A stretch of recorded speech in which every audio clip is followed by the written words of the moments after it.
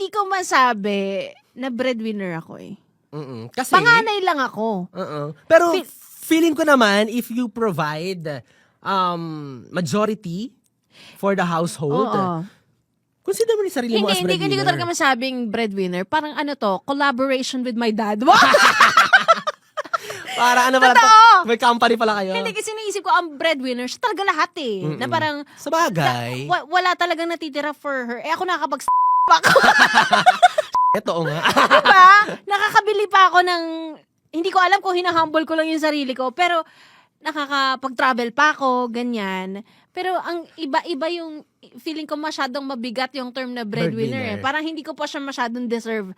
Kasi may mga kilala ko na grabe talaga, as in sinakripisyo nila na mapag-aral ng college. Imagine yung mga kapatid nila. Tapos minsan nagsastop pa sila mag-aral para mauna yung kapatid nila.